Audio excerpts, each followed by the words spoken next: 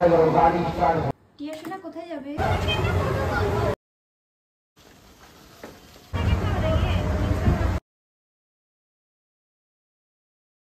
Hey guys, welcome back to my new vlog. তো আমি আর টিয়া যাচ্ছি এখন মেলা, প্রায় রাত বাজে প্রায় 8টা।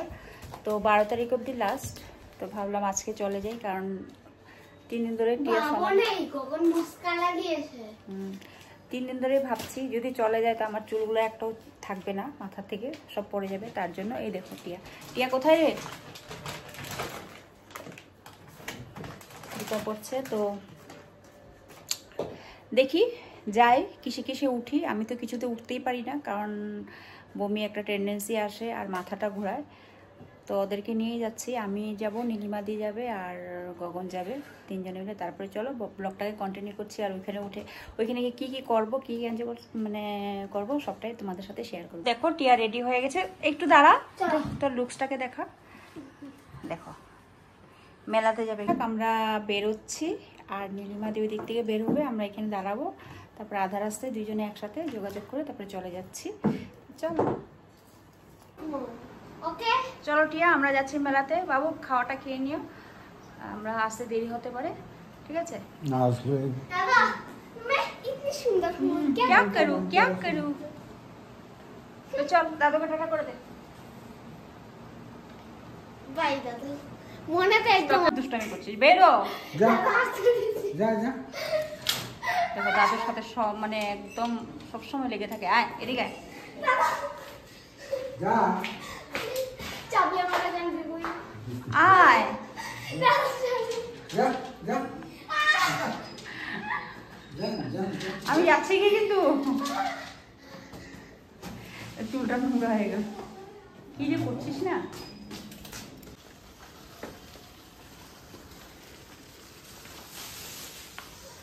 এত আনন্দের আজকে শেষ নেই।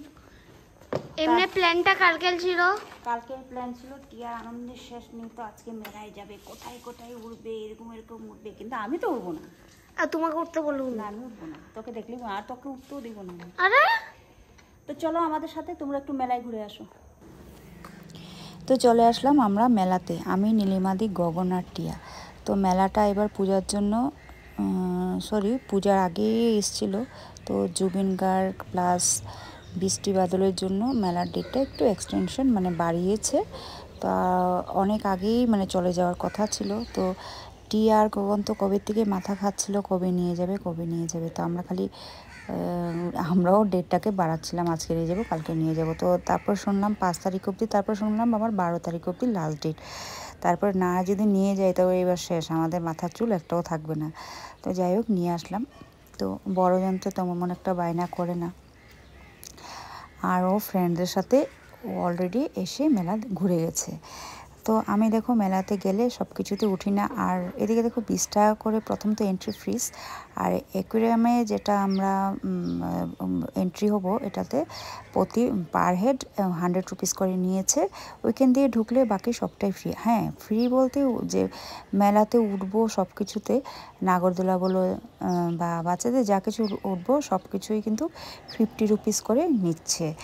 আর 50 রুপিস করে নিচ্ছে, খাওয়া দাওয়া সব কিছু 50 রুপিস। এখানে মানে ওরা রেটটাই করে দিয়েছিল 50 রুপিস।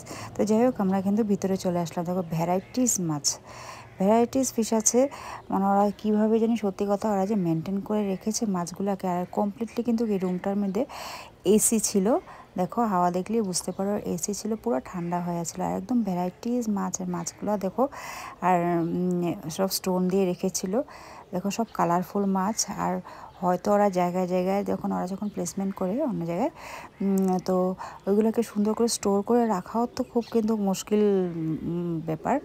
তো প্রতিটা জায়গাতেই ওরা এগুলাকে ক্যারি করে নিয়ে যাচ্ছে, খুব সুন্দর করে রাখছে। আর গগন তো এগুলো দেখতে খুবই ভালোবাসে, গগন আর টিয়া। ওরা এক্সাইটমেন্ট পারলে মানে কি করছে কি না, ওইটার সামনে গিয়ে এগুলোর সামনে গিয়ে মাছগুলোর সামনে গিয়ে। এ দেখো এত সুন্দর কালারফুল মাছ, ভাল লাগছে না তাই না?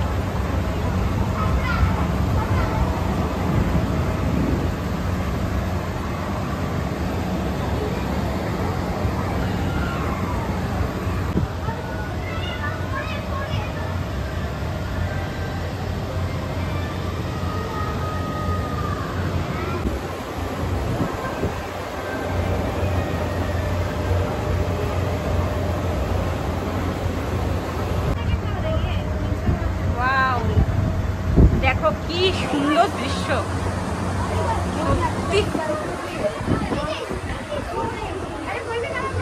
আমাদের উপরে জল কিন্তু আর মাছ।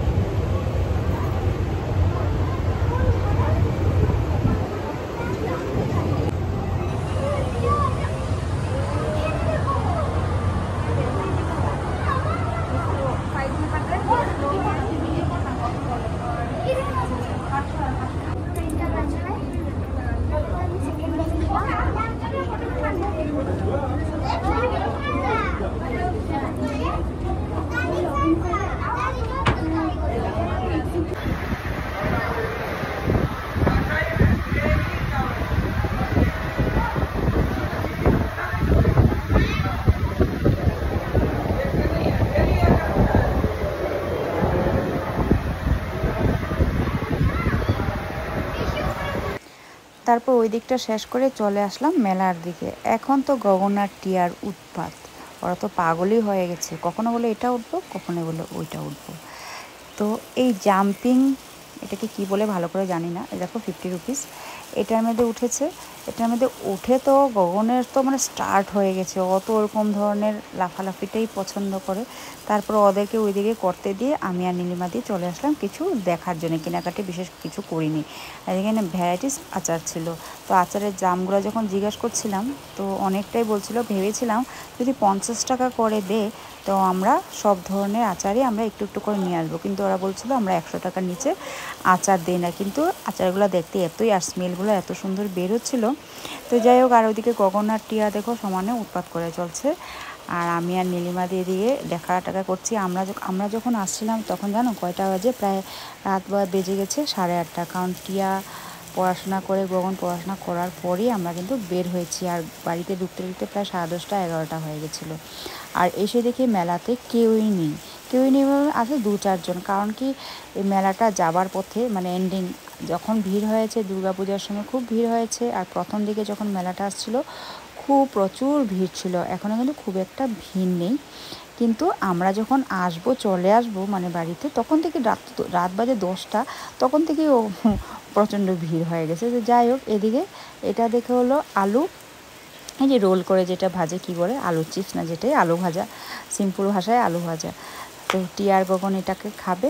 এটা আমি এক পিস একটু নিয়েছিলাম, না এটাতে লবণ আছে না কিছু, কোনো টেস্ট, একদম টেস্টলেস, কীভাবে জানি খাচ্ছে। তাই যাই হোক, গেছি কিছু না কিছু খেতে হবে। তো আমিও ভাইকে বললাম, ভাই আরেকটা দো, আমার বড় মেয়ের জন্য নিতে হবে। আর এদিকে তো নীলিমাদি যেখানেই সিট পায় সেখানেই বসে পড়ে। ওই সিটগুলো কিন্তু মানে আমাদের বসার জন্য রাখিনি, ওই যারা গার্ড, যাদের মানে টিকিট নিচ্ছে ওই টিকিট ম্যানদের কিন্তু এই সিটটা। আর গগন খাচ্ছে, বললো একটু টেস্ট করে দেখো, কিন্তু আমি খাওয়ার পরে দেখলাম একদম টেস্ট জিনিসটা। তো আমার মেলার ভিডিওটা কেমন লাগলো একটু কমেন্ট করে জানাবে। ভিডিওটা এখানে শেষ করছি, টাটা, বাই বাই।